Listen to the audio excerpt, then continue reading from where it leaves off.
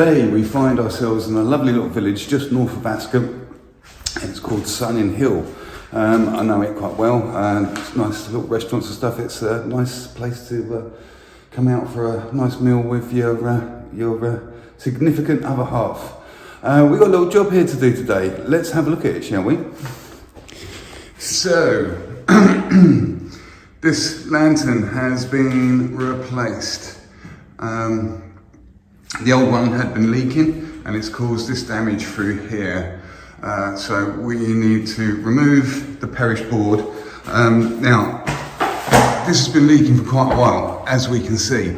Look how perished this is. And some of the original plasterboard, look, all of these little holes. There's black damp in there. It's been going on for quite a while.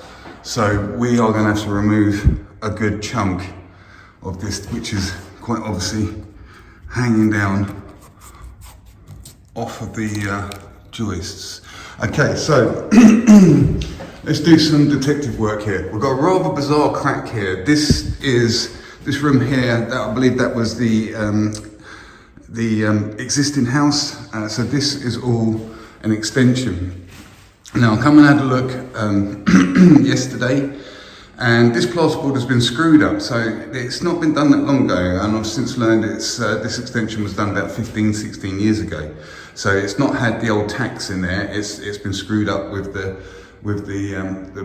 better way of doing it.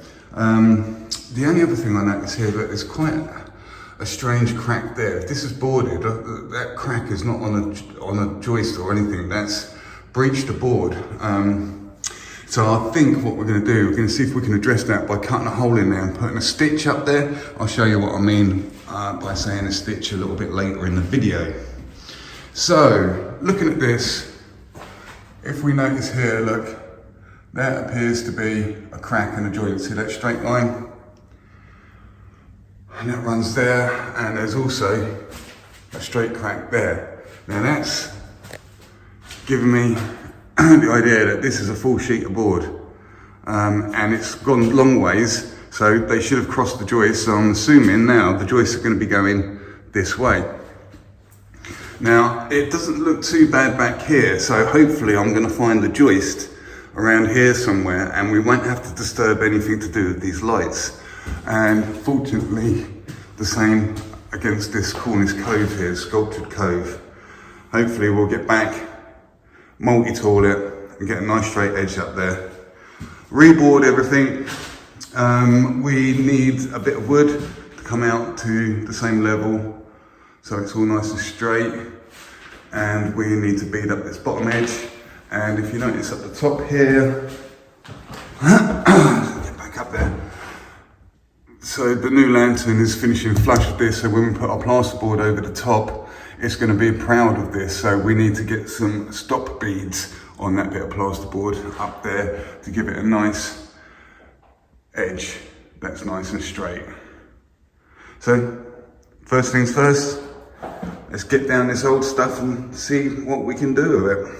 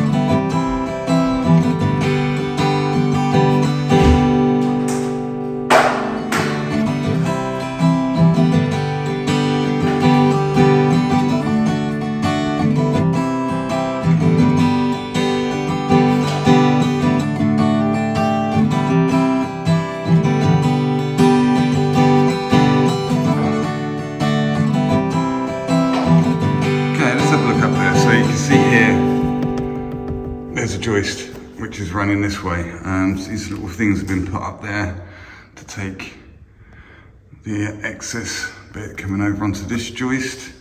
So I'm going to take a measurement from here to this joist here, and I'm going to get the multi-tool and cut a line, draw a line, because I don't want to come over like the illy and disturb these lights. If I pull on that anymore, we're going to end up popping this. I don't want a big chunk of that coming off, so we're going to cut it out first with the multi-tool.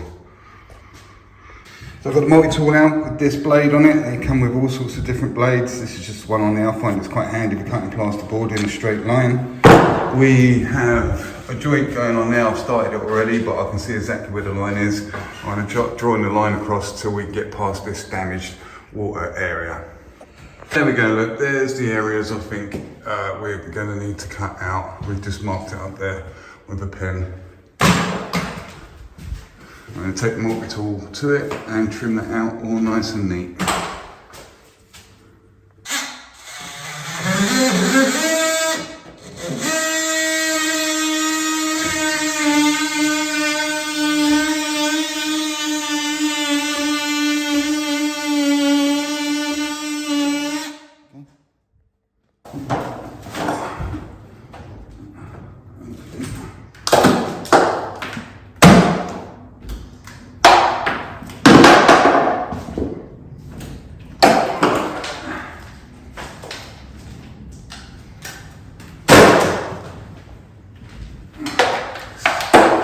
Soaking up it. It's just falling to pieces. I'm not going to get that from that big chunk. It is show them what you're ripping down. It's absolutely perished up there, look. That's been leaking for a while. Oh. Alright, I better start helping cleaning up. Look at it. That definitely needs sorted out. It must have been leaking like a sieve up there. You can see where it's been dripping in there. Like it's completely perished the back of it. All the paper's gone and everything. That was ready to fall down anyway. Cool. Okay, so this is a perfect example of not knowing what you're going to do until you start doing it. So we are correct, the joists do go this way, but look, they've put it on these really thin battens for some reason. I don't know why they've done that, but that's how it is.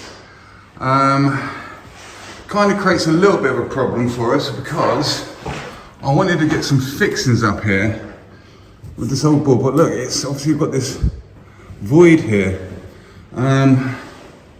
Let's see, I can't get up into these joists, I can only get up into these. I think we've got some timbers. Fortunately, there's a skip here. Got some timbers. Looks like an old set of drawers. I've just brought one in, and it's not dissimilar to the size. I think I just need to trim it down a slight bit. But look, I'm going to slip this in behind here and get this to fix all the way up onto the joists and give us a nice firm fixing all the way around. So it's going to sit up behind the joist, behind the board like this, and I'm going to screw it up through. I'll show you what I mean, but yeah, it's one of those. Fortunately, there's a skip outside. We loaded these bits of wood, and it turns out I've cut this hole just at the right size for this piece of wood to fit in there. So it looks like the force is strong with me today, and let's hope it stays that way. You can see we put these little bits of wood in there as a little stitch. I'm gonna wait. Why don't you go straight through? Okay, got this little piece of wood cut, so I come out the skip. So we've got this little void. We're just going in. We're not going into the joist because it's going to pull it up. So you can see through there. So hitting. Oh, it's a bit of Celotex. It's hanging down low. A bit of Celotex down there. It's just. It would be a problem, wouldn't it, when I'm trying to film it at the same time. Yeah. Push that in.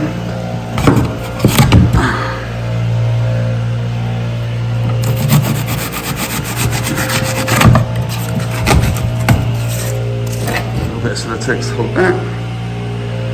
Okay. So all we're doing is sliding this piece of wood in, and then we're going to see it just slides in there, in between these two. Put the screw back, pulls the wood down nice and flush to the back of the board. We're not going to the joist because we then there's still a gap there, we're not thick enough. So then that will pick up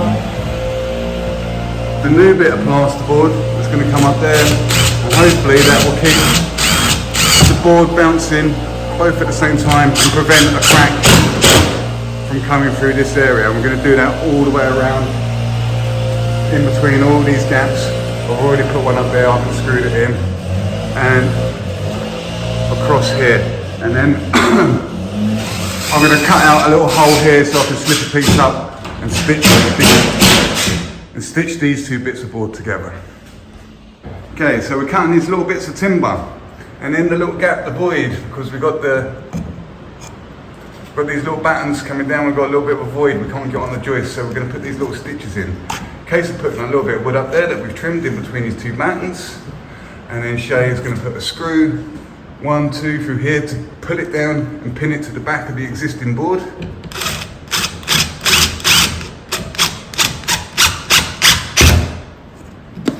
Yeah, another one in there, innit?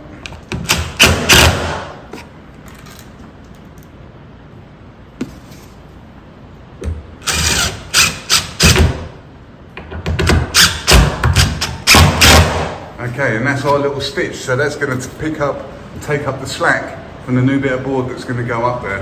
And we're going to do that on every single one of these so that we get a nice secure fixing around the very edge, and hoping that that prevents any further cracks. Show them the screw. Hold on. I want to show them this guy out there who's jet washing the patio in this weather. It seems a bit ironic really, doesn't it? Show them that screw. That's not very good, is it? I don't think that's going to work, Shay. No. No. So yeah, that's what we're going to do all around these edges. And again, there's this big crack here, so I'm going to cut out a section so I can get a piece of wood up there and do the same here and stitch these two pieces of ceiling together, because by pushing it, you want to put some pressure on it, you can see how they're able to bounce up and down, so we need to try and get them to fix back together. And like I say, it's a weird crack at an angle like that. It's like it's gone straight through a board. Just look at it out there. That is hammering it down. Okay, recording now? Right. Okay, so you can see what we've done here. We'll come and have a better look, Shane. So look, we've chopped this piece out on this nasty crack. We've put this piece of wood in there. We found a batten here, so we managed to get some hard fixings in to bring this bit in. And we found a batten here as well, so we managed to get some fixings in here. So as you can see, that's being held up a lot better than it was before. They're not bouncing around. This is the bit that came out with the crack in it. Should, since it came out there, go back up there.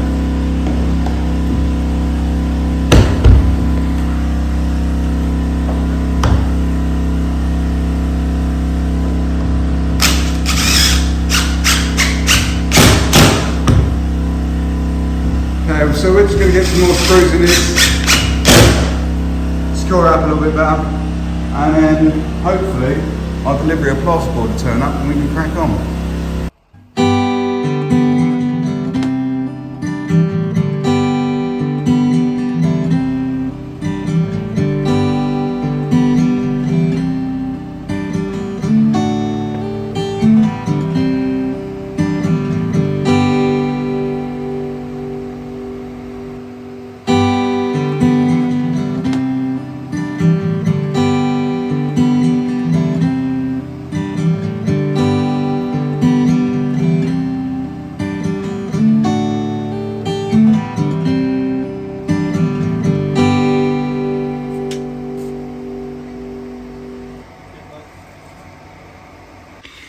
Okay, so we've got the timbers up all around this bottom edge, all the way across here to come out flush with the top. It still needs a little bit of manipulating. It's not really very plumb.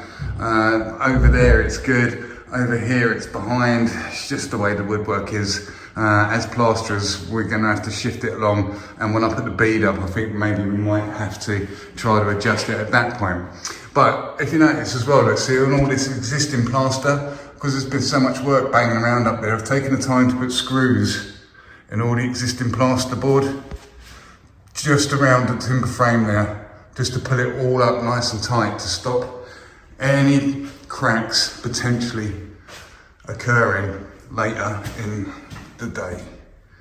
Really gone round and peppered that up. We need to hold that all really still as best we can. The plasterboard's going up, but to mess around, see in here, what's going on with the light. Let's put some little packers in and stuff.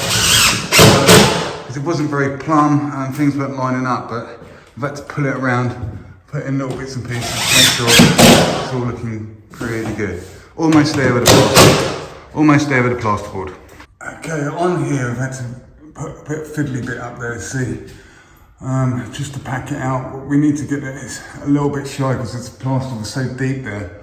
So I've had to strike a little line where the ceiling line comes to, and we're just gonna have to trim this off to suit the ceiling all the way down and around. Just cut it proud on purpose. So we're just gonna have to trim it back with the handsaw or the multi-tool.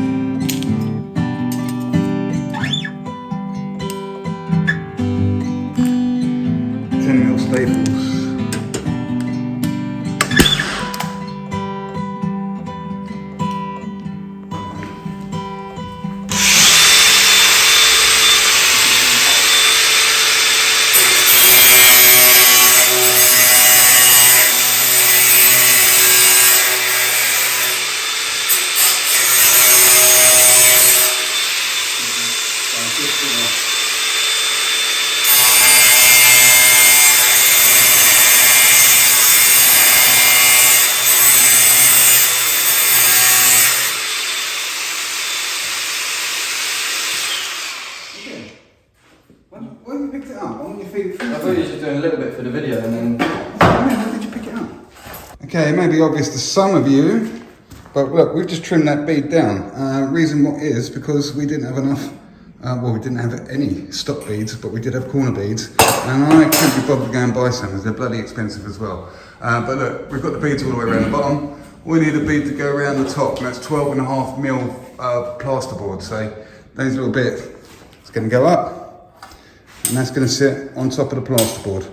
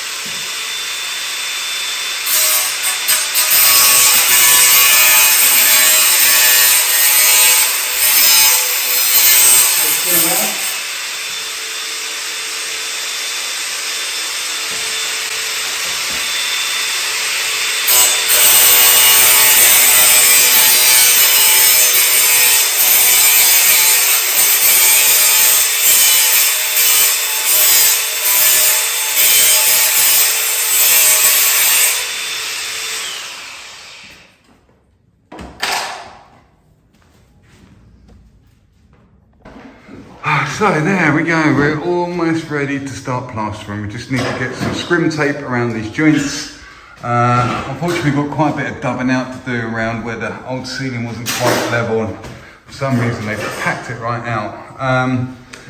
So yeah, we're going to knock up some fast finish with some accelerator, and we've got some accelerator from Storm Additives, and we're going to pack this out, and then I'm going to back it up with some scrim after I've packed it out with a bit of multi-finish. A bit like the old dupe days, or jute, whatever you used to call it. It's before my time, that stuff, but the same principle.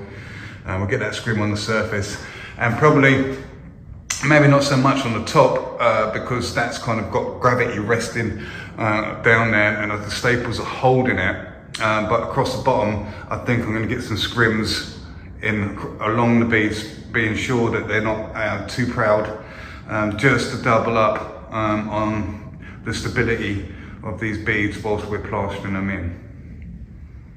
Okay, so we did take the time to get some scrim up first. We can see that it's quite a big chase that needs to be filled up. So I've put extra staples in the scrim all the way along. I pretty much peppered it because if you start filling this up now with wet plaster, it's so deep, could possibly, the weight of the wet plaster could actually pull that scrim away from the ceiling. There's not much worse than that, especially when you're trying to be tidy as stuff. And then all of a sudden the scrim will go at the end and it'll go all the way along like dominoes and land on the floor, and it will just be a nightmare because you have to fill it back up again, and then of course you've got loads of plaster that's splattered all over the floor. So if you've got a deep area like that, I always put staples or screws in there just to back it up, just in case. So we've stapled all the way around all these beads, really make sure they're good. So we're almost ready to put some plaster on the walls. Shay's getting some PVA. We're going to PVA the white areas that are painted, and we're going to come back quite a distance around to make sure we get everything. And the reason we need to PVA that is to actually glue the plaster to the painted surface. The plasterboard doesn't need treating with any bonding agent. The plaster will stick to that just fine as it is. Okay, because time's getting on, we're going to use some of this stuff. It's hard to get the lid off. It's like a white powdery thing in there.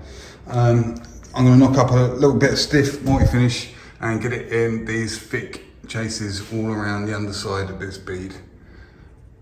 Hole in the bag. Sometimes that can be an issue, can't it? Especially when it starts pouring outside when you're trying to knock up with it. One little thing to get over that.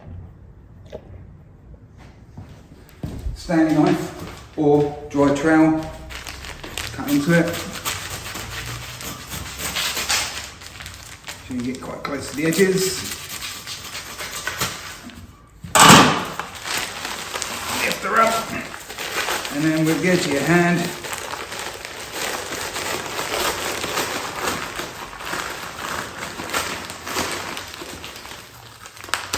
break it up, and that turns it into two much more manageable half bags.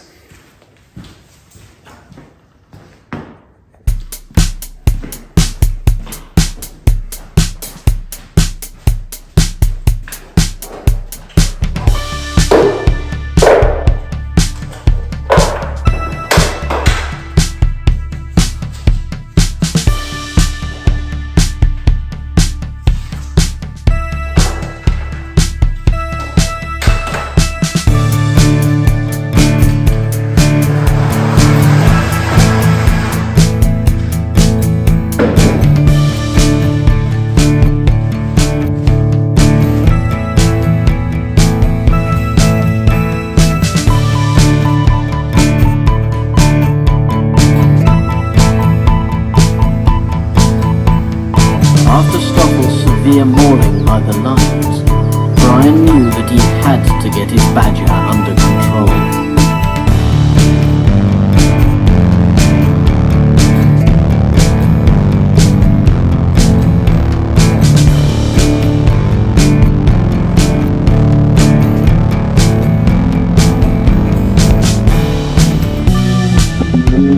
Mr. Stoffels, the days of your escape are over, buddy.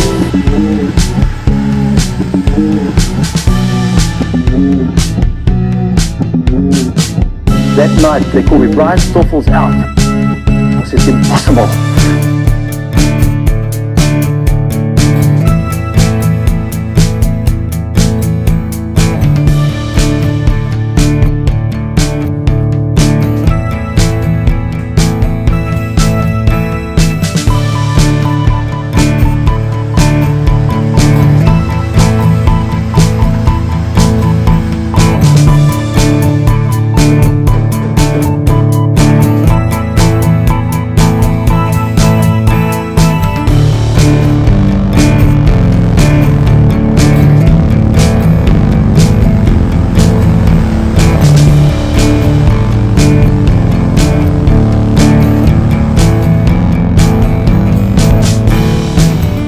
dug up the rocks and he'd roll them with his back feet to the wall until he piled them up high enough.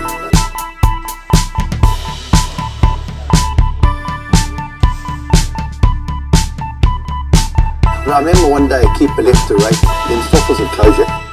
He scratched himself, lying inside days thinking, computer's working.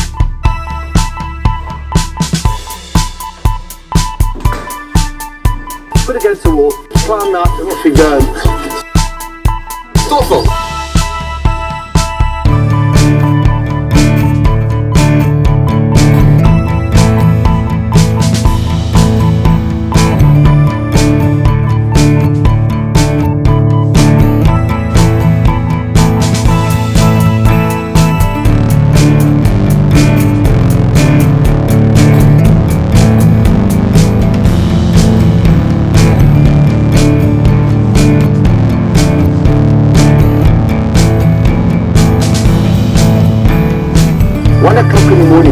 My wife wakes up, Brian, someone's in the house. She said, I heard a window break. So we cleaned this. That night, they called me, Brian, Stoffel's out. I said, it's impossible. Stoffel!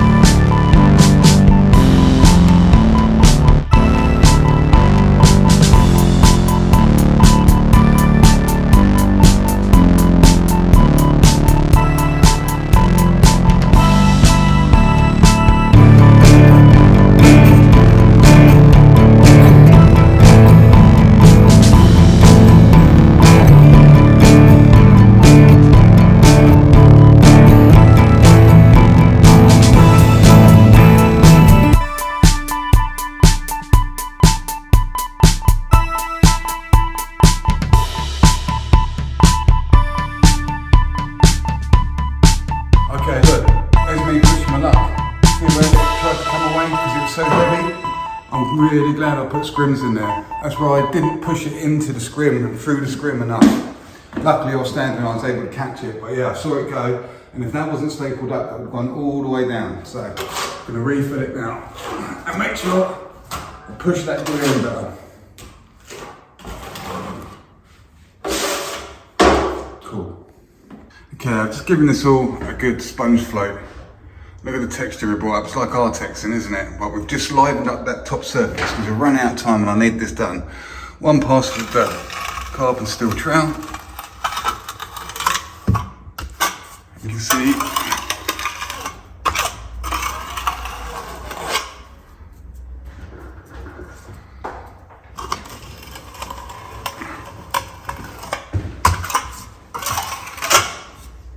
okay, so just giving it a second flatten after we sponge floated it.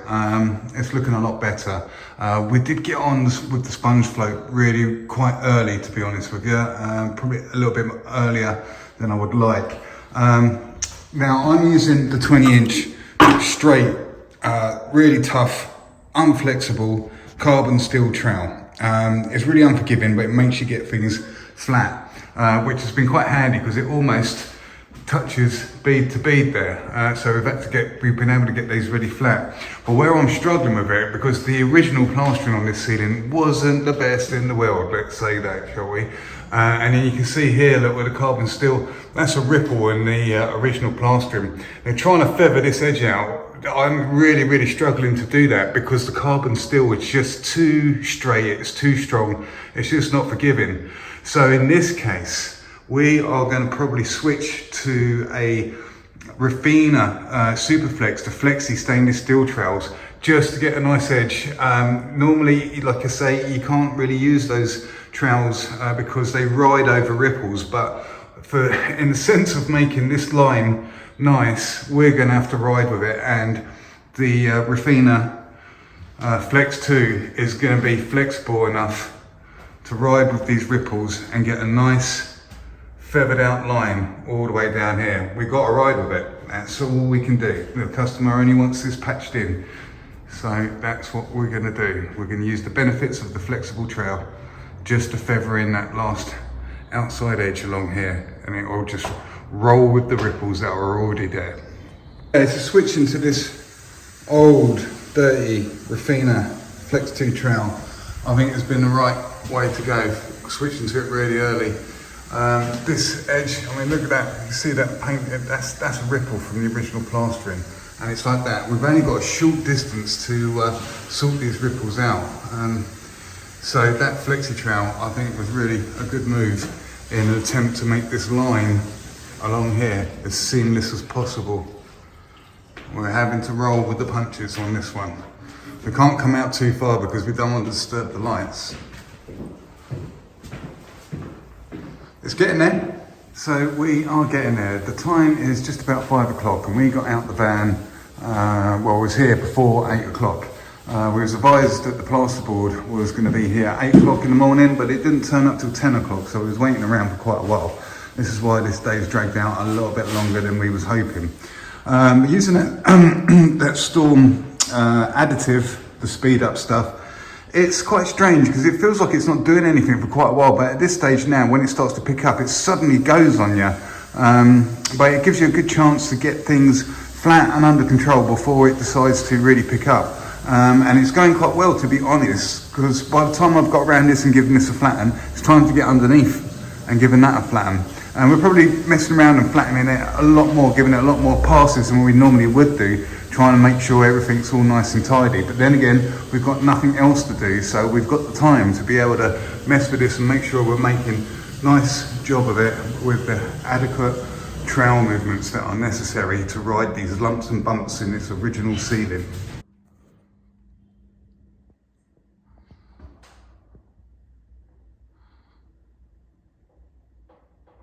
So you just see it's just starting to brown off in certain places, so that's indicating that we are all done and we are going to be getting in the van very soon, as soon as we've cleaned up everything.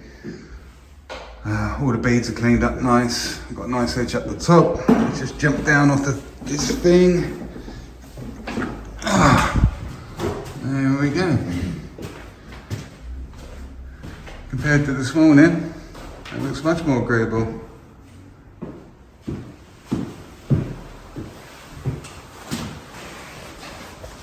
So, thanks for watching, guys. Where's the time, Shane? Ain't got a phone. You ain't got a phone on you? It's only like 6 o'clock, isn't it? Maybe just gone? That. Alright, we've had enough. We're going home. Catch you later. Called him?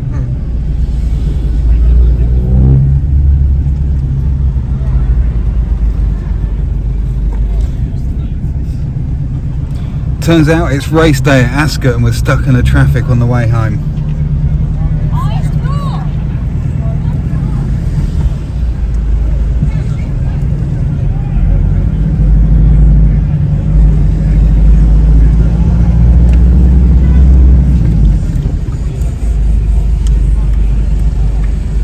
What time did you get back?